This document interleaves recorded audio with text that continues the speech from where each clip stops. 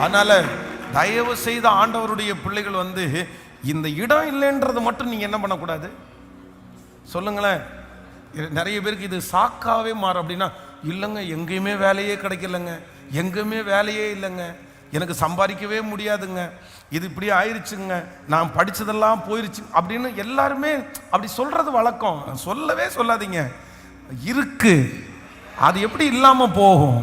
கர்த்தர் வாக்கு கொடுக்கிறாரு, இன்னும் இடம். இனி உங்க வாயிலிருந்து என்ன வார்த்தை வரக்கூடாது? இல்லைன்ற வார்த்தை வரவே கூடாது. உங்களுக்கு பிள்ளைன்னு ஒன்று கர்த்தர் கொடுத்துருக்கிறாருன்னா அதுக்குன்ற மாப்பிள்ளைன்னு ஒன்று கர்த்தர் வச்சிருக்கிறாரு. இல்லாம எல்லாம் போகாது.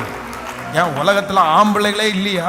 இல்லை உலகத்துல பெண் பிள்ளைகளே இல்லையா? இருக்குல்ல, வரல. இன்னும் வர்றதுக்கு ஜெபம் பண்ண வேண்டியதுதான் நம்முடைய வேலையை தவிர இல்லைன்னெல்லாம் சொல்ல முடியாது. அதனால ஆண்டவர் இன்னைக்கு ஸ்டார்ட் பண்ணும்போதே சொல்றாரு, எல்லாம் ஆயத்தமா இருக்கிறது. இன்னும் அடுத்த வருஷம் அந்த நியூ இயருக்கு காலடி எடுத்து வைக்கும்போது உங்களுக்கு இந்த 2 வார்த்தையும் நான் சொல்லுவேன். இந்த வருஷம் எல்லாம் ஆயத்தமா இருக்கிறது, இன்னும் உங்களுக்கு இடம் இருக்கிறது, இன்னும் இடம் இருக்கிறது. ஸோ ஜெபிக்க போறேன். Thank you Jesus. எனக்காக கண்டிப்பா நீங்க ஜெபிக்கணும். எனக்கு இந்த மாதிரி ஒரு இன்னைக்கு ஆண்டவர் என் கூட பேசினார். எனக்கு நிறைய